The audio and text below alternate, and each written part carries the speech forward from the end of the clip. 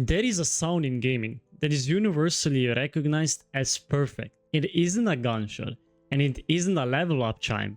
It is the sound of chopping a tree in New World.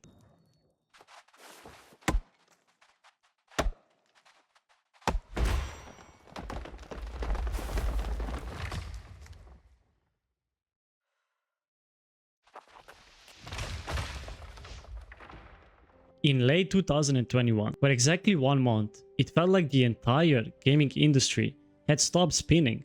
Everyone, and I mean everyone, was playing New World. It was supposed to be the chosen one, backed by the infinite wallet of Amazon, and released exactly when World of Warcraft was bleeding its own players. It had nearly 1 million concurrent players on Steam. It was the MMO that almost took over the world, and it did not. Hey everyone, I am Beyonder. Today we are investigating how Amazon built the biggest game on earth, why it collapsed in record time, and whether money can actually buy a soul. For you to understand New World, you have to first understand Amazon Games Studio. Before 2021, their track record was, well, non-existent. They cancelled Breakaway. They released Crucible, unreleased it, and then cancelled it. They needed a win badly. They needed a flagship, and they decided to build it on their own engine, Lumberyard. This decision would eventually be their greatest strength and their fatal weakness. Originally, New World was not an MMORPG.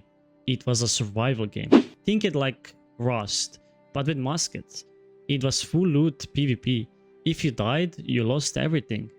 But during early testing, Amazon discovered a problem. High-level players were camping in the starting beaches, slaughtering new players instantly. It was toxicity factory, so they pivoted hard. In a desperate scramble before launch, they gutted the survival mechanics and tried to paste a traditional MMO theme park on top of a PvP sandbox engine.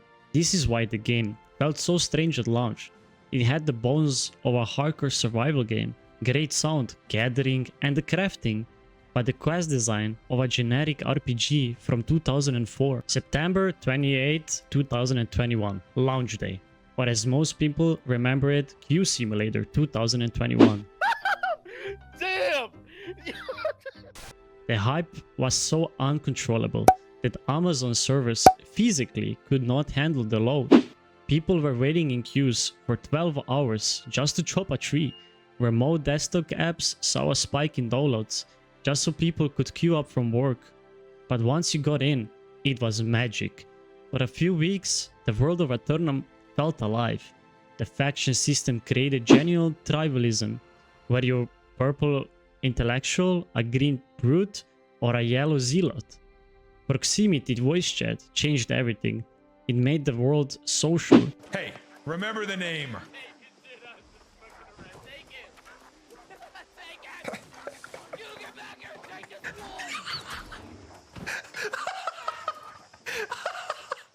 In a way, modern MMOs had forgotten it, but the cracks were already starting to form. An economy in an MMO is a very delicate thing.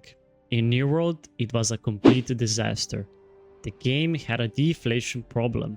Players were spending gold on taxes and crafting faster than the game generated it. People literally reverted to a barter system. I am not kidding. Players were trading thousands of raw eggs for weapons because gold was too scarce.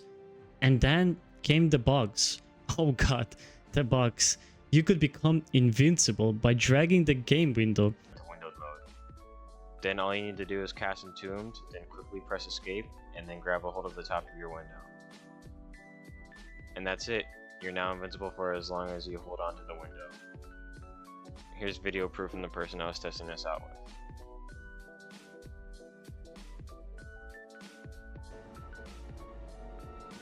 You could crash the server by posting a sausage in the link in the chat. But the nail in the coffin was the gold dupe. A glitch allowed players to duplicate gold infinitely. Amazon had to freeze the entire economy. For a game built on territory control and taxes, this was very fatal. By 2022, 95% of the player base was gone. The so-called WoW killer was on the life support, but Amazon did not pull the plug. They did the impossible. They fixed it. slowly. They added Brimstone Sands, they finally added mounts, they rewrote their entire leveling experience. Today, New World Aeternum is actually a solid action RPG.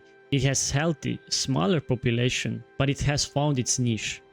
New World proved that money can buy servers, and it can buy marketing, but it cannot buy a community that has to be built one chopped tree at a time.